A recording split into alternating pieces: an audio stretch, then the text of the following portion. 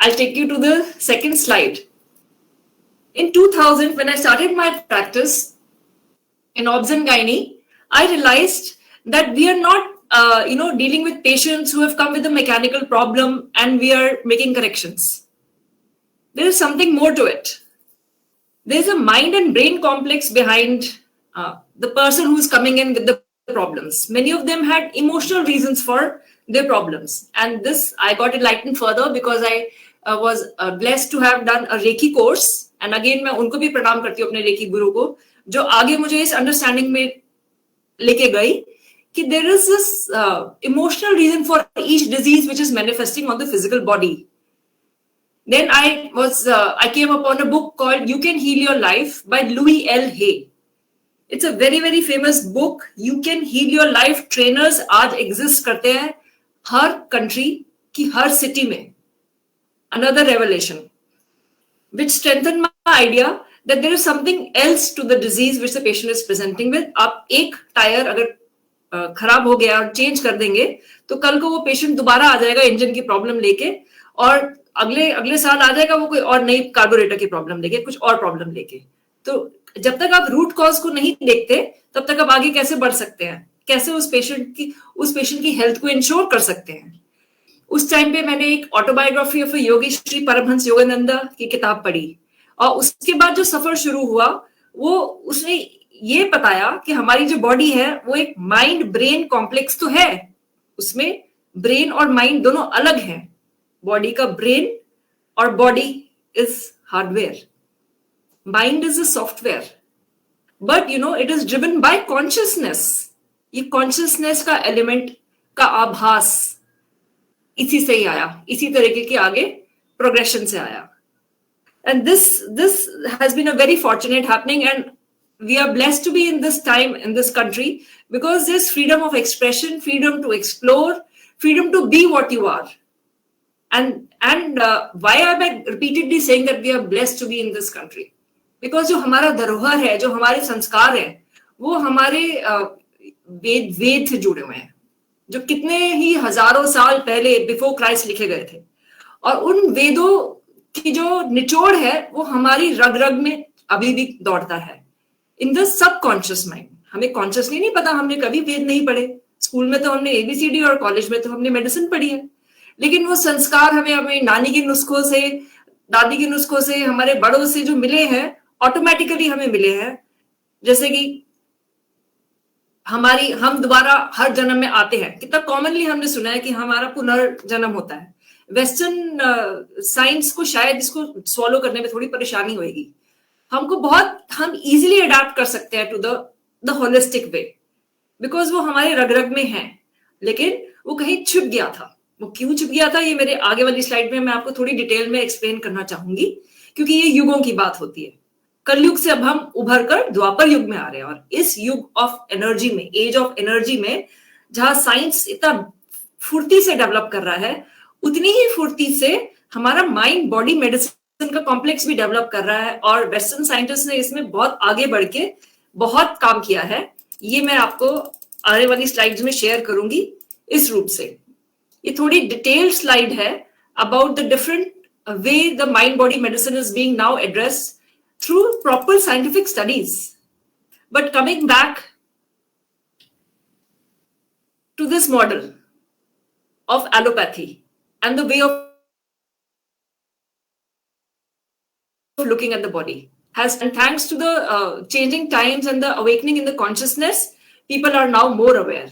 Post COVID बहुत लोगों में mental problems, mental illnesses, stress, depression आया है, और उतने ही forums बन गए हैं to give them support.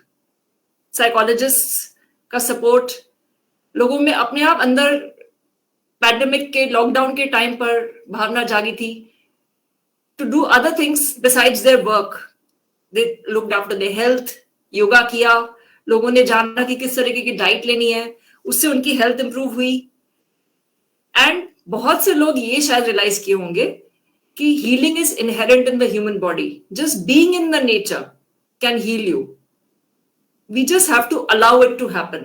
The true healing, अगर योगा की बात करें, जो true healing है वो क्या होती है?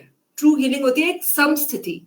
समस्थिति मतलब जो हमारी फिजिकल बॉडी है उसी के अंदर एक एनर्जी बॉडी भी है, सटल लेवल पर, और उसी पे ही सुपर इम्पोज एक मेंटल बॉडी है, माइंड, थॉट्स की बॉडी है। जब ये तीनों आपस में कोहेरेंस में रहती हैं, जब ये तीनों बैलेंस रहती हैं और इनका जो इंटरकनेक्शन है वो बिल्कुल बैलेंस्ड फ्लो देता है एनर्जीज का, तब हम सम स्थिति में होते हैं।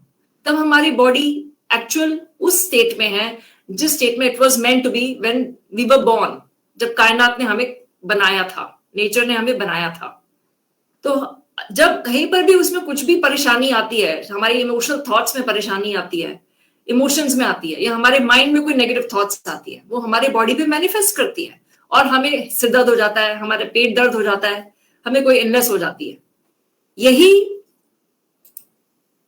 बहुत इजीली हम अपने आप को ट्रीट कर सकते हैं अगर हम सरेंडर कर दें। Just be in the moment, ना पास्ट की एंजाइटी ना फ्यूचर की worry. Just experience mother nature की abundance, purity and perfection in all the things which she is made, big and small. जीव भी, जंतु भी, पहाड़ भी, पेड़ भी, पौधे भी, सब अपनी प्योरिटी में अवेलेबल है, खाली हमें उनका आभास करना है। The cosmic energy is with in and around you, वो जो प्राण है, recharging the body at all times with vitality. तो आप देखेंगे कि बहुत सारे इनपुट्स आपको ऑन यूट्यूब पे मिल जाएंगे of nature walks, of tree hugging, of forest walks, of the noises, of the sounds, the beautiful sounds of the river flowing, the birds chirping, sound healing. Sound is also a vibration which sends us calming energy. एक input जो बहुत interesting input है, जो हम सब बहुत easily कर सकते हैं बिना किसी एफर्ट के, वो है एक अच्छा sleep hygiene. Because sleep is the master reset button for your hormonal state. आप जानते हैं, जैसे एक कार को हम पेट्रोल भरवाने के लिए जब पेट्रोल पंप पे लेके जाते हैं तो एक पाइप आती है और वो टैंक में डाली जाती है जिससे पेट्रोल भरा जाता है। उसी तरीके से जब हम सोते हैं 20% of our sleep time is spent in the delta sleep. And EEG पे देखा गया है कि ये बहुत हाई एम्पलीट्यूड और बहुत लो फ्रीक्वेंसी की वेव है। एंड एक्चुअली में ये हमारी वो linking up to the divine है, जो अनकॉन्शियस मेडिटेशन है, जिसमें हम जो भी हम दुख लेके सोए हो या जो छोटी मोटी पीड़ा लेके सोए हो, अगले दिन सुबह तो बिल्कुल ठीक हो जाती है। कैसे? Because this is the healing zone. REM sleep होती है और हर जीव जंतु सोता है, प्लांट्स भी कहते हैं सोते हैं, एनिमल्स भी सोते हैं, हॉर्सेस सोते हैं, डॉग्स होते हैं। Everybody needs this reconnect with their source to rejuvenate and get up ready to enjoy the next day. A lack of sleep can impact your hormones, energy, hunger, cravings, performance, everything.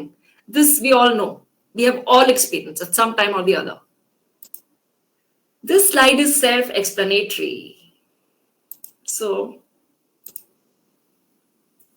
ice, water, vapor, वही चीज है, particle वही है, H2O। Different temperature और different pressure में ice बन जाता है तो हमें दिखता है as matter, physical and hard. Different environment में इट बिकम्स लिक्विड, है तो वही H2O, है तो वही पार्टिकल, दिखता है हमें as liquid in a different form. And then vapour. This correlation is also true for the human body. Matter is the gross form of energy. जो हमारी physical body है वो physically gross form है, but at the highest and most subtle level of vibration ये energy pure consciousness है। जैसे जैसे vibration decrease करती है, it appears as pure energy. That means हमारी body is energy. सारे particles around us, the chair, the table, everything is just energy. और ये science ने तो बता दिया है, because it has gone at micromolecular level and the electron level, and all the molecules are vibrating and electrons are vibrating in the orbits, and we are all made up of energy. Only the condensation level is different because the vibration pattern is different. And finally, it is a reversible process. Matter can come back into energy and energy into consciousness. So long ago in the 19th century, when Albert Einstein gave this equation of E is equal to mc square, he verified this fact that matter and energy are interconvertible. So he said the future medicine will be the medicine of the frequencies. And if you want to know the secrets of the universe, think in terms of energy, frequencies, and vibrations. Albert Einstein ने बोला है कि everything is energy and that's all there is to it. Match the frequency of the reality you want, and you cannot help but get that reality. It can be no other way. So the intention is so strong. If you match the frequency of the reality that you want, you can manifest it. So this is the power of manifesting. This is the secret of manifesting. That is the power of your mind. So generated the mind over body medicine. Amazing work is being done by physicists, by engineers, neuroscientists, and by lots of other researchers in this field. So just to name a few, I'd like to list. First of all comes up the name of Candace B. Pert, an American neuroscientist and pharmacologist who had discovered the opiate receptor, which is a cellular binding site for endorphins in the brain. Cellular biologist Dr. Bruce Lipton, who was an atheist, and while working in his field of epigenetics, he became a believer of God. The placebo effect, everybody knows. If I give a patient a nice consultation, talk to them, listen to them nicely, and then they're having a headache, I give them a calcium tablet, but I tell them this is crocin tablet, their headache will go away. Because half the problem I have seen in my clinic also just goes away by allaying the fears and anxiety of the patients. And how is it that, they go to another doctor, the doctor gives the same medicine and they may not find relief, and they may come to me. In medical profession have seen that faith counts. If you don't trust the doctor, you will not get benefit from the treatment. Many of us in medical profession have noted this. So there is some kind of an entanglement which happens in between. There is in the doctor and the patient, or you can say the healer and the healee. But it is important for the person who's receiving the treatment to be open to the treatment and take part in the treatment, because he or she has to be willing to get well. And then there is no barrier. The trust is what works more than the medicine. So what this mind-body medicine talks about. Then there are other people, Dr. Joe Dispenza, who has talked about brain and neuroplasticity. And in a little while, I will list the quantum approach and the morphogenetic. But right now, I'll focus on the psychoneuroimmunology. This is the study of how emotions impact our immune system, health, and well-being. Emotion is equal to thought plus feeling. Feeling even animals have, even plants have, but they may not have that much thinking power. Human beings are blessed with an intellect, but thoughts are universally rooted. Sri Paramahansa Yogananda said this, and it is up to us and into how we tune into the negative thoughts or the positive thoughts. And actually, our brain is wired to receive 9 times more negative thoughts than positive. So it has to be our willpower and mind over matter. And to ensure that we receive only positive thoughts, we need an environment of positivity, or to surround ourselves with an environment of positivity. So we need a support system. Why? Because we are not just this car. We are biopsychosocial beings. We are needing to be in this society, and we need that emotional connect. And we have a relationship. We are not an isolated person. So emotions play a crucial role in ensuring that one's needs are met. So if you ignore your feelings, your subconscious mind finds another way to get its message across and helps you see that your deeper needs are being ignored. Do you know every thought or feeling triggers release of tiny chemical proteins? They are called neuropeptides, like endorphins, and hormones like cortisol, adrenaline, oxytocin. When you meet a friend, you have feeling of love and affection, or if the mother has a feeling of love and affection for her children, the oxytocin level in her body increases. When a mother wants to cook something and she knows that it's her child's favorite, she's happy. Why is she happy when she's having to work hard and cook? She's happy because the happy hormone oxytocin is there in her body. Simple. So our feeling, chemicals, emotions, they're all measurable. Isn't this an interesting field? And how do we use this? They did a study on 100 women who had unfortunately developed breast lumps, and they were undergoing biopsies for those breast lumps. So they quizzed those 100 women and assessed their social status, how they were connected, and their emotional level, emotional status. And, they found 9 times higher risk of the biopsy turning out to be cancer in the patients who were emotionally and socially isolated. So definitely the thought you carry, the persistent vibration you carry over the years does manifest on the physical body. Any prolonged negative mental state will inevitably weaken your body. By the time you see the physical symptoms, you've probably held that state of being for quite some time. So isn't prevention better than cure? Isn't it great that if we are given this knowledge and we introspect and we check ourselves in time, and we realize that if we are having those bombardment of negative thoughts, we are going to end up with some problem which may manifest physically. Otherwise, if you see 100 people who come in a OPD with a problem, 85% will be having no physically detectable disease. But still they are manifesting it on their body like a headache or a loose motion or a tummy ache. What is it? So these are, they are psychosomatic problems. Their that state of mind is somatizing those problems. 15% may genuinely be ill. I'll come back to this slide, but in this flow, I want you to draw your attention now to Louise L. Hay. She has written this book, You Can Heal Your Life. She herself had vaginal cancer and she healed herself of cancer. And just like जैसे एक गिलास होता है जिसमें पानी नीचे मिट्टी होती है, आप उसको वॉश बेसिन में लेके जाते हो, ऊपर से पानी का नल का खूब जोर से खोल देते हो, तो उसमें पानी भरता है, पहले मटमैला पानी बाहर निकलेगा, फिर धीरे धीरे धीरे धीरे एकदम साफ पानी आ जाता है. सो वैसे ही जो हमारी बॉडी के अंदर की नेगेटिविटी है उसको हटाने के लिए हमें उसको बम्बार्ड करना है विद पॉजिटिव एफर्मेशन. सबसे पहले तो love yourself, accept yourself and trust in the process of life. जो हो रहा है इस टाइम पे वो आपके लिए निहित है, वो सही है, एक्सेप्ट करिए उसे. उन्होंने अलग अलग बहुत सारी एफर्मेशंस दी हैं. I am just sharing these 4. I am open and receptive to all the good and abundance in the universe. Daily affirmation diya, I am grateful for every experience I have ever had as it has shaped me into the person I am today. And that is exactly who I am supposed to be right now at this very moment. ये तो life changing affirmations हो सकती हैं.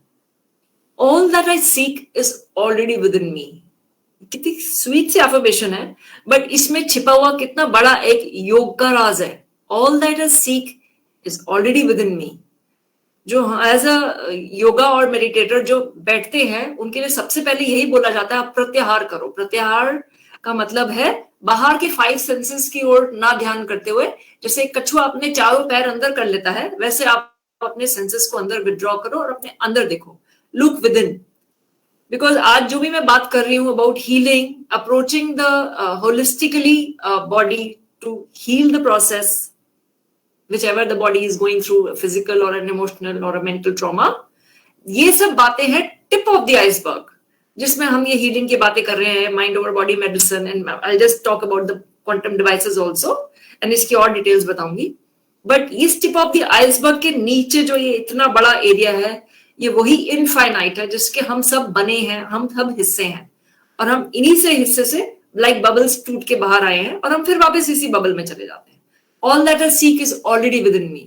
क्योंकि हम सबको केवल एक ही चीज चाहिए एज ह्यूमंस, खुशी, ब्लिस, हैप्पीनेस, और उसको ढूंढने के हम सब अलग अलग जरिए निकालते हैं एज पर आवर संस्कार, एज पर जो हमारी अभी फिजिकल सिचुएशन है, घर है जिस घर में हम पैदा हुए हैं, जहां हम हैं इस टाइम पे, हम क्या प्रयत्न करके कौन सी जॉब करते हैं, हम कैसे अपने माइंड को लगाते हैं, कैसे एक्सप्लोर करते हैं अपने आप को, अपने आसपास के, अपने सराउंडिंग्स को. All that I seek is already with in me. And for any person going for any tough times, Dr. Louis L. Hay simply says, life brings me only good experiences. I am open to new and wonderful challenges. Affirmation, this life brings me only good experiences. बोल कर आप वो good experience को attract कर रहे हो. Isn't that amazing that you can attract what you want? So this is about positive affirmations. Now coming back to the slide of Heart Math Institute. Again, a very wonderful institute which has realized about the coherence between the heart and the brain. Our heart emits a stronger electromagnetic force field than our brain. 60 times stronger in amplitude of the electrical force and 100 times stronger of magnetic force. And this is measurable, mind you. So the brain entrains with your heart and matches its biological rhythm. Dr. Brandon Nelson कहते हैं, your heart is constantly sending out information to your body. Every heartbeat carries critical messages that affect your emotional and physical health. Each heartbeat. This is again very easily identifiable. जब हम कहीं पे किसी अनजान जगह में भी जाते हैं तो एक पर्सन के साथ या 2 या 4 पर्सन के साथ हमें लगता है हाँ we are very comfortable. लेकिन या कोई 1 या 2 पर्सन हमें ऐसा लगता है नहीं हम उनके साथ जल नहीं कर पा रहे, तो हम ऑटोमेटिकली हम उनको पीठ कर लेंगे या हम दूसरी तरफ देखेंगे या हम कहीं बाहर देखेंगे. सो ये एक अनकॉन्शियस हैपनिंग होती है. Your heart knows where it wants to connect to. Why? Because it keeps sending signals and each person's heart keeps sending signals. और जहां coherence होती है, जहां match होती है वो sine wave coherence, वहां पे बहुत smooth flow of conversation होता है, वहां पे बहुत smooth flow of you can be in the flow, जो word कहते हैं, samsati, बहुत comfortable level पे चलती है बात. So this is a very subtle way, even with the doctor and patient relationship, or even in the healing process, this is important to realize this. And जो heart math institute है वो इसी पे काम कर रहा है.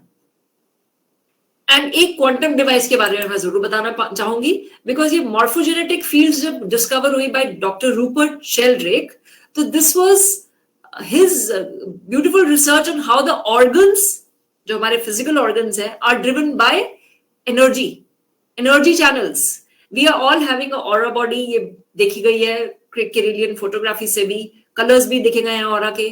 We have an energy field, electronic field, bioenergy उसको बोलते हैं. इनफैक्ट उसके ऊपर बायोएनर्जेटिक फील्ड के ऊपर बहुत लोगों ने काम किया है. And morphogenetic fields are similar to our meridians. The acupuncture and acupressure, it works on those. Traditional Chinese medicine works on those, and even Ayurveda, जिसको हम नाड़ी सिस्टम कहते हैं, जो हमारे स्पाइन को ओवरले करता है, सुषुम्ना नाड़ी. एंड जो लोग योगा की फिलॉसफी जानते हैं वो थोड़ा बहुत जानते होंगे अबाउट ईड़ा पिंगला एंड 72,000 नाड़ियां हैं जो हमारे बॉडी में चलती है. और मर्म पॉइंट्स होते हैं आयुर्वेद में, जहां पे प्रेस करने पर कुछ पर्टिकुलर स्पेसिफिक पॉइंट्स पे ऑर्गन फंक्शंस के को आप इफेक्ट कर सकते हैं. जहां कोई तकलीफ हो, कहीं जैसे सिर में दर्द है तो आप अगर पैर पे एक पॉइंट पे प्रेस कर रहे हैं तो कैसे वो सिर दर्द ठीक हो जाता है. तो ये एक मॉर्फोजेनेटिक फील्ड्स एग्जिस्ट करती है. एज अ एलोपैथ हमको जब हम डिसेक्शन करते हैं एनाटॉमी हॉल में नहीं दिखाई जाती है, बट दैट डजंट मीन कि वो एग्जिस्ट नहीं करती हैं. वो जो हमारे पुरातन सिस्टम्स ऑफ हीलिंग है उसमें एक कब से यूज हो रही है. Quantum approach is also the similar approach of using this quantum physics, the particle के जो नेचर है about the quantum micro particle की, एंड यूजिंग दोज बिकॉज हमारे सेल्स कॉन्स्टेंटली ना कम्युनिकेट करते हैं through a resonant frequency. By resonant frequency का क्या मतलब है? जब हम अपना रेडियो चैनल देखना चाहते हैं 102.4 पे, लेकिन हम 102.3 पे चले जाते हैं तो बड़ा स्टैटिक आता है, क्लियर आवाज नहीं आती. जैसे हमारे 2.4 पे आते हैं, crystal clear beautiful music is playing. So this precise tuning into this precise frequency is so important for the cells to be coherent for communicating. जहां ये डिस्कनेक्ट होता है वहीं पे डिजीज आ जाता है, वहीं पे इन्फ्लेमेशन ठीक नहीं हो पाती. यही चीज क्वांटम साइंटिस्ट ने यूज किया है एंड बहुत सारे ऐसे डिवाइसेस बनाए भी हैं और टेस्ट भी किए गए हैं, जैसे कि वेदा पल्स. ये एक हार्ट रेट वेरिएबिलिटी के ऊपर यूज्ड है on the basis of that. जैसे कि हमारे पुराने जमाने के जो वेद थे वो केवल नब्ज जांचते थे और नब्ज जांच कर वो समझ जाते थे कि किस ऑर्गन में क्या परेशानी है और डायग्नोसिस बना देते थे. एक कदम मैं आगे जाके और शेयर कर लूं, जो एक्चुअली में बहुत पहुंचे हुए वेद थे, वो अपनी एस्ट्रल बॉडी में, by astral body again I mean जो हमारी फिजिकल बॉडी से हट के जो ऊपर हमारी एनर्जी बॉडी और जो माइंड की बॉडी होती है, उससे इजाजत देते थे पेशेंट की एस्ट्रल बॉडी से कि क्या मैं आपके अंदर आके देख सकता हूँ कि किस ऑर्गन में परेशानी है, और फिर जाकर वो एस्ट्रल बॉडी से देख के वापस आके अपनी फिजिकल बॉडी में डायग्नोसिस बनाते थे। तो ये है हमारा धरोहर, जिससे अभी हम खुद भी रिडिस्कवर करेंगे आगे आने वाले वर्षों में। वेदा पल्स तो ये क्या करती है, by registering the bio potentials generated in the heart and performing the HRV, heart rate variability, mathematical analysis करती है ये हार्ट रेट वेरिएबिलिटी का, and it reads the rhythms of the organs, the functional systems and the meridians, और ये diagnosis में use हुई। Quantum में एक कॉस्मोडिक करके भी एक आया है जो 46 चैनल्स लेता है इलेक्ट्रॉनिक बायोफीडबैक के, बिकॉज हमारे हर सेल पे इलेक्ट्रिकल सिग्नल्स होते हैं, and then it also gives treatment by low frequency energy stimulators. Similar device but Healy है जो बहुत easily carry कर सकते हैं, Time Waver जो बहुत huge machine है, both are on the bioresonance therapy principle and they analyze and optimize the information field which is there in around the cells, because this is an era of regenerating the cells bioenergetically. ये एक नया field है जो खुल रहा है, शायद बहुत लोग इसको जानते नहीं है, इस पे अभी टेस्ट चल रहे हैं, कितनों को FDA अप्रूवल मिला है, बट ये चीजें अवेलेबल है because it affects the individual's bioenergetic field and wellbeing, right? So a radical change is happening regarding how intimately our body systems are connected and how responsive they can be to the mental and emotional stimuli. Talking about consciousness, consciousness drives the mind-brain complex and it is replicated in each cell of the body. Consciousness खाली सिर में नहीं होती, हर cell में होती है. Each cell has a consciousness of its own. Even if one is declared brain dead, the body cells are still conscious. कभी coma में कोई इंसान होता है, आप आईसीयू में जाएंगे तो बोलेंगे, अगर आप उनके कान में कुछ कहेंगे तो उनको सुनाई देगा. बॉडी सेल्स तो कॉन्शियस है. देन फिर where is a link? Breath is a link. Breath is the bridge which connects life to consciousness. जब बच्चा गर्भ में होता है 9 महीने, वो तो कॉन्शियस नहीं होता. जब वो पहली बार ही निकलता है मां के गर्भ से और पहली सांस लेता है, then it comes to life and to consciousness. Then it is aware. And what does breath do? It also unites our body to our thoughts. आपने प्राणायाम के बारे में सुना है, कपालभाति, अनुलोम विलोम, बहुत सारे अन्य प्राणायाम के बारे में सुना है. उसमें एक वर्ड सुना होगा आपने, कुंभक. Naturally, nicely and slowly deep breath करते करते करते करते आप automatically simple without any strain जब कुंभक में चले जाते हैं, मतलब ऑटोमेटिकली आपकी ब्रीदिंग खत्म हो जाती है. आपकी बॉडी को इससे कुछ नुकसान नहीं है क्योंकि आपने प्राणायाम के थ्रू किया. खुद मत ट्राई करिएगा, बट जो ये लोग करते हैं और कुंभक में जाते हैं, वो उस टाइम पे बताते हैं कि हमारे दिमाग में कोई थॉट नहीं आए, क्योंकि breath is what is connecting a body to our thoughts. जो लोग मेडिटेट करते हैं वो इसी थॉटलेस स्टेज जाने की चाह रखते हैं, क्योंकि उस स्टेज में जाकर उनको बहुत सुकून मिलता है, ब्लिस मिलता है. थॉटलेस थॉट्स काफी ऑक्सीजन खाती हैं, थॉटलेस होना चाहिए. That is the aim. उससे सब कुछ हीलिंग हो जाती है.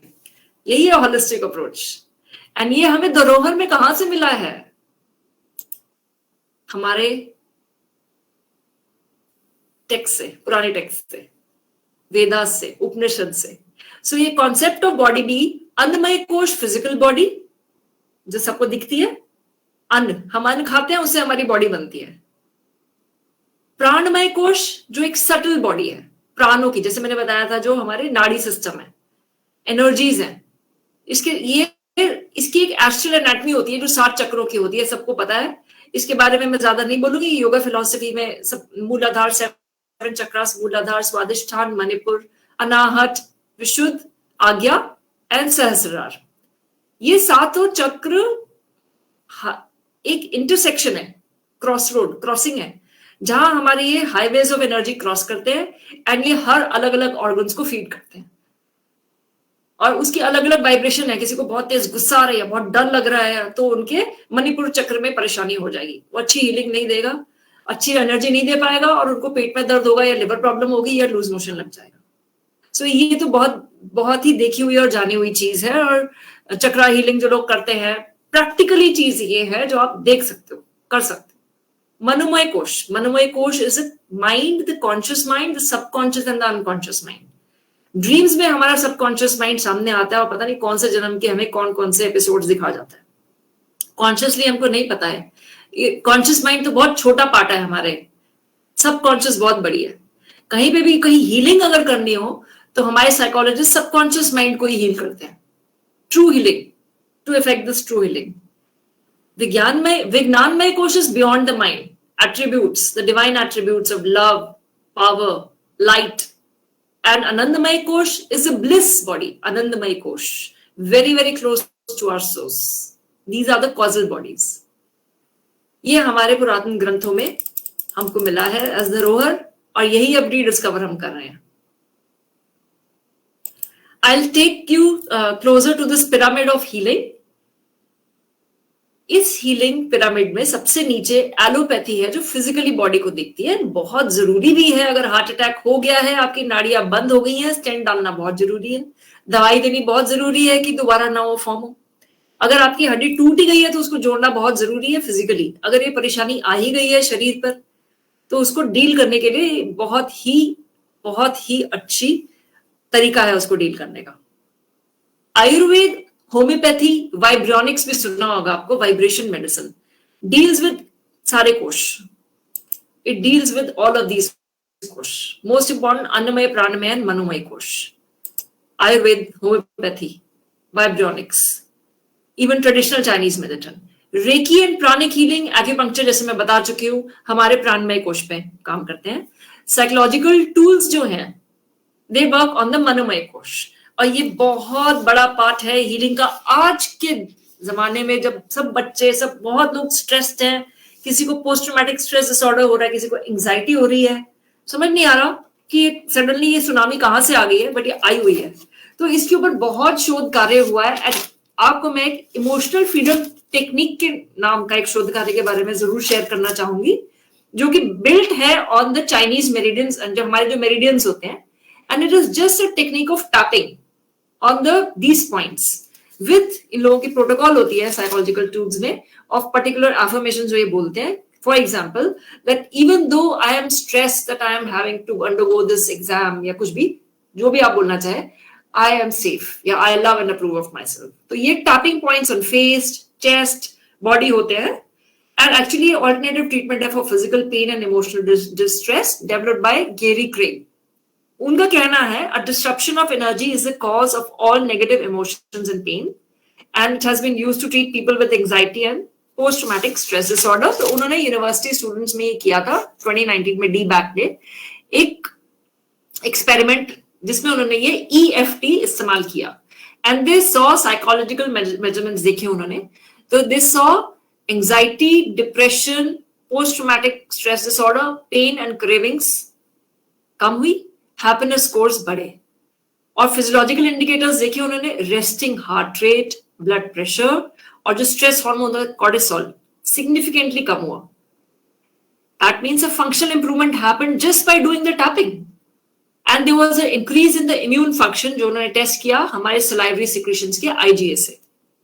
Now improvement in cardiovascular health, heart health and autonomic nervous system भी नोट किया गया by a downward trend in the heart rate variability and an upward trend in the heart coherence. अब heart coherence क्या? A coherent heart rhythm is a stable, regular, repeating rhythm resembling a sine wave at a single frequency between 0.04 and 0.24 hertz. So actually a coherent heart is linked to a greater sense of well-being.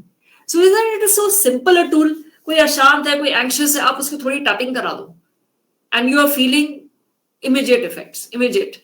Past life regression, inner child healing, psychological tools act on the subconscious mind, and I love to share with my patients योग निद्रा, जो subconscious mind की conditioning है, by relaxing the conscious mind just by lying down with eyes closed, and then taking giving a vow to your subconscious mind, जो भी आप बोलना चाहते हैं आप उस योग निद्रा में बोलिए और वो आपके जहन में चला जाता है. बिकॉज अगर आप कोई शिद्दत से कोई चीज चाहते हैं, you can manifest, the tool of manifestation.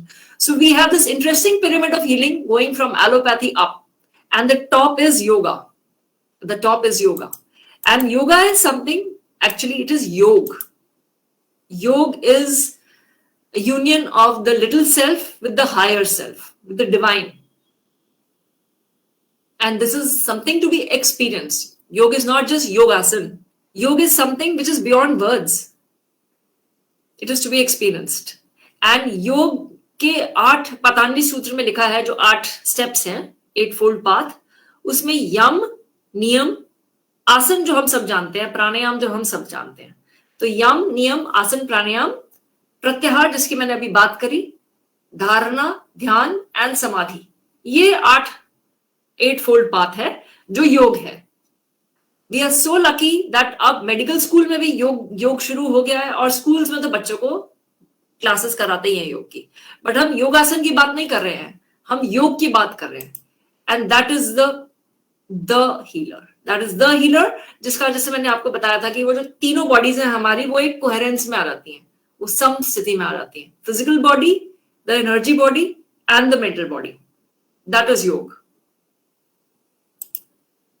Okay, so this is the book The Holy Science by Swami Sri Yukteswar Giri. अगर मेरे पास थोड़ा टाइम है तो मैं आपको फटाफट इस बुक का एक एक्सर्प्ट सुनाना चाहूंगी. ये श्री युक्तेश्वर गिरी ने लिखी थी श्री महाअवतार बाबा जी के कहने पे. एंड ये इन्होंने बताया हमें, जैसे सन with its planets and moons revolves around a grand centre called Vishnu नाभि. जो हमारा सन है वो अपने एक डुअल के आसपास भी रिवॉल्व करता है, and then it revolves around a grand center, Vishnu Navi, which is the seat of creative power, Brahm, the universal magnetism. Brahm regulate करता है धर्मा को, the mental virtue of the internal world. This revolution takes in 24,000 Earth years. When the sun in its revolution comes nearest to this grand center, dharma becomes so much developed that man can easily comprehend the mysteries of the spirit. After 12,000 years, when the sun goes to the place in its orbit which is farthest from the Brahm, the grand center, then dharma comes to a reduced state that man cannot grasp anything beyond the gross material creation. और हम उसी से निकले हैं, reduced state, जहां हम कुछ और grasp नहीं कर पा सकते besides the gross material creation. Each of these periods of 12,000 years brings a complete change both externally in the material world and internally in the intellectual or electrical world, and is called one of the Devya Yug. इसको देव्य युग कहते हैं, 12,000 को. Thus a period of 24,000 years, the sun completes a revolution around its dual and finishes one Devya Yug of 12,000 years in ascending arc and 12,000 years in descending arc. जो period of सत्य युग है, that is 4,000 years in duration, उसमें से 400 साल पहले और 400 साल बाद के संधि पीरियड्स हैं, जब वो अपने पहले युग और दूसरे युग के उसमें ट्रांजिशन कर रहा होता है. Hence 4,800 years in all. तो इसी कैलकुलेशन से त्रेता युग 3,600 years का है, द्वापर 2,400 years का है, और कलयुग 1,200 साल का है, giving a total sum of 12,000 years.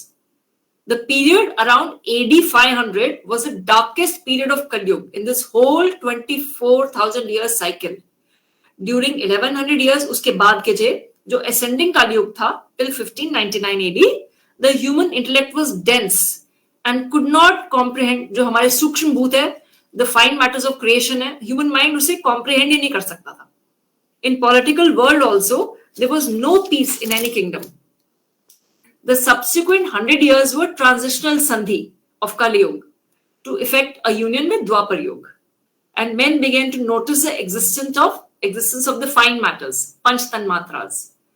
तो फिर 1899 AD में, on completion of 200 years of completion of 2,000 years of the true Dwapar Yuga, 200 years of Sandhi period जब खत्म हुआ, तो 2000 साल का अब ही हमारे ये द्वापर युग शुरू हुआ है.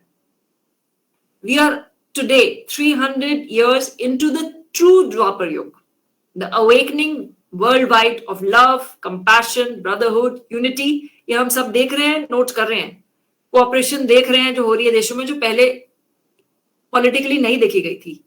और advances in technology are also happening by leaps and bounds. कहाँ हम एक ग्राम बेल के फोन को लेते और कहाँ हम 5G पे और इंस्टेंट कनेक्शन में है वायरलेस. अवेयरनेस ऑफ मन, बुद्धि, चित्त, अहंकार, ये भी डेवलप हो रहा है हम सब में.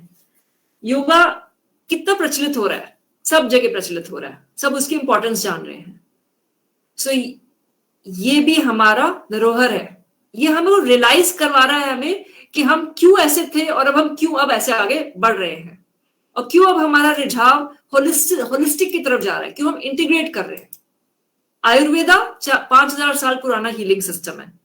It is indigenous and is widely practice in India. And Ayurveda Sanskrit term है मीनिंग साइंस ऑफ लाइफ. आयु मीन्स लाइफ और daily living, and Veda is knowing.